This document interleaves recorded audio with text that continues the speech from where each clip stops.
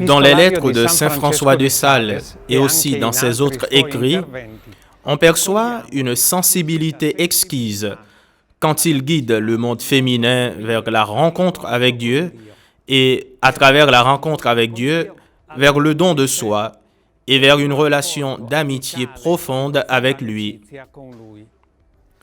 François propose tout cela aussi bien dans la vie du monde laïque que dans la vie consacrée. C'est ainsi que s'explique le titre de cette vidéo, Saint François de Sales et ses Philotées, à savoir celles qui sont guidées par lui vers la rencontre avec Dieu.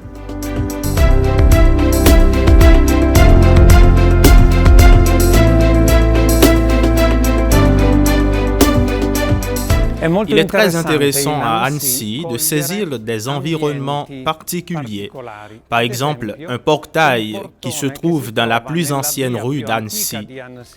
Un portail très semblable aux autres, mais donnant accès à la maison où habitait Louise du Châtel, épouse charmoisie, cousine par alliance de notre évêque.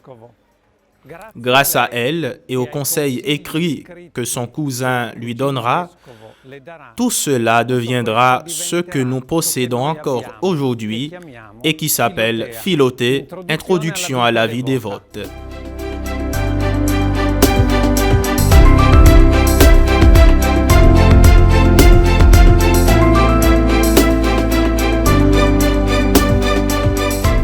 Le don de saisir et surtout d'éduquer les désirs spirituels dans le monde de la sensibilité féminine, François le reconnaît et le partage aussi avec Jeanne de Chantal, vraiment comme une grâce reçue de Dieu Père. C'est une chose vraiment étrange. Je pense que dans le monde, il n'y a pas d'âme qui aime plus cordialement, plus tendrement et pour tout dire, pour amoureusement que moi, parce qu'il a plu à Dieu de me faire un tel cœur.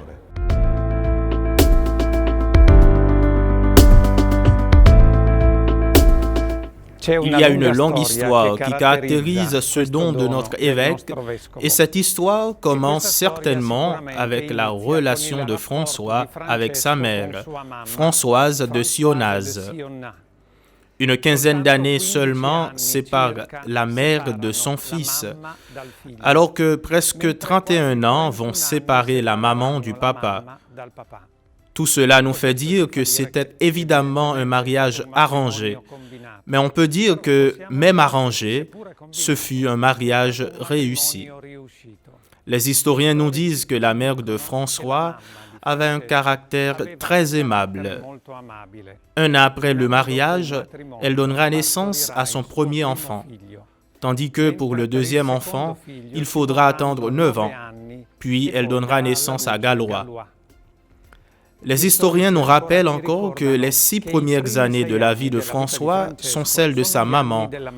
Et de sa maman, il reçoit affection, éducation et certainement aussi une profonde sensibilité religieuse.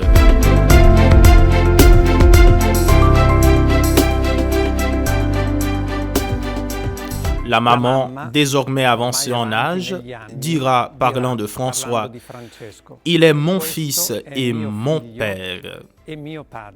En fait, même la maman sera l'une des âmes guidées par son fils.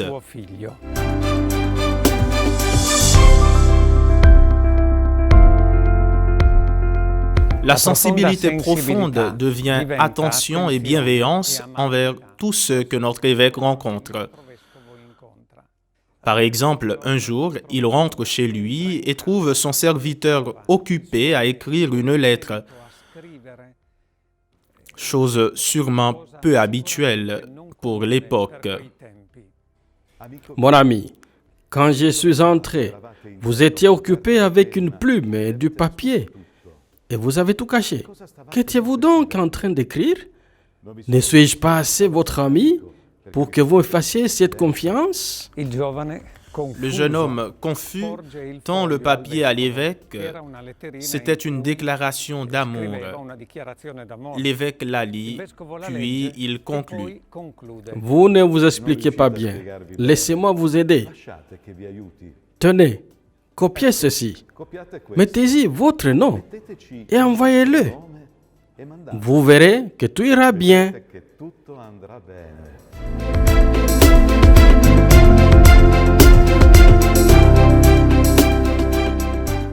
Une autre présence qui a grandement éduqué la foi de François et influencé sa compréhension du féminin est la présence de Marie, la Mère de Dieu, que François appellera la femme la plus aimable et la plus aimante de toutes les créatures.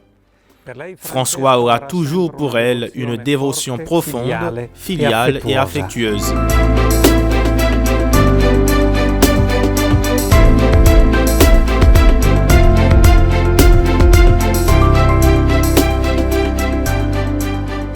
Ici, dans la basilique de la Visitation, qui abrite le reliquaire de Saint François et de Sainte Jeanne de Chantal, revenons à cette lettre très importante, écrite à la fin de sa vie à Jeanne de Chantal. André Ravier, grand connaisseur de notre saint, définit cette lettre comme le cœur de la salésianité. Comme si François rassemblait ici tous les thèmes et attitudes chères à la sainteté salésienne. C'est une chose vraiment étrange. Je pense que dans le monde, il n'y a pas d'âme qui aime plus cordialement, plus tendrement, et pour tout dire, plus amoureusement que moi, parce qu'il a plu à Dieu de me faire un tel cœur. Et pourtant, j'aime les âmes indépendantes, vigoureuses, les âmes qui ne sont pas féminines, parce qu'une trop grande tendresse bouleverse le cœur inquiet, et le détourne de la méditation amoureuse de Dieu, et empêche l'abandon complet à Dieu et l'amour parfait de l'amour de soi. Le sommet de cette lettre si intense et si profonde se trouve dans les dernières lignes lorsque le saint évêque déclare « Ce qui n'est pas Dieu n'est rien pour nous. » J'ai l'impression de ne rien aimer hors de Dieu et de toutes les âmes en Dieu. Je ressens cette unité que Dieu a produite en moi d'une manière extraordinaire.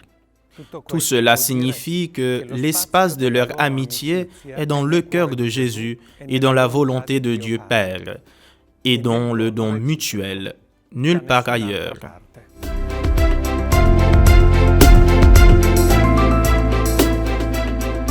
Six mois après leur rencontre à Dijon, François de Sales écrira à Jeanne de Chantal. J'ai vu à Rome un arbre planté par le bienheureux Saint Dominique. Tout le monde va le voir et l'aime pour l'amour de celui qui l'a planté. Eh bien, moi, ayant vu en vous l'arbre du désir de sainteté que notre Seigneur a planté dans votre âme, j'ai commencé à l'aimer tendrement.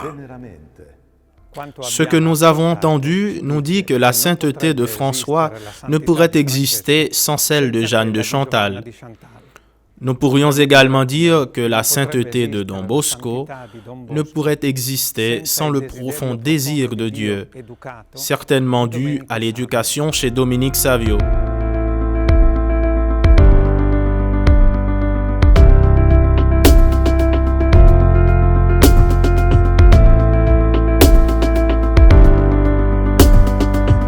Le cheminement spirituel de notre saint évêque, celui qu'il vit lui-même et qu'il propose aux âmes qu'il guide, est si simple et adapté à notre humanité. Cependant, il ne faut pas croire que c'est totalement spontané. François connaît lui aussi un vers qui sape la relation avec Dieu, et c'est le vers de l'amour de soi, du centrage sur soi-même, de se voir soi-même comme le seul maître de sa propre vie. Et l'amour de soi transforme les liens, même les plus beaux, en liens contraignants. Et François éduque ses sœurs au détachement, une forme de détachement qu'elles conservent encore aujourd'hui. Le dernier jour de l'année, vous prendrez vos croix, vos chapelets et images, vous en ferez un petit paquet et vous tirerez au sort pour éviter les préférences. Je ne supporte pas, dit-il, que certaines religieuses soient appelées Madame élue, Madame une telle ou une telle, n'ont pas de prééminence, ni des mots ayant égard à l'âge. Nous sommes tous bien peu de choses. Au premier paquet, mettez le numéro 1. Au second, le numéro 2.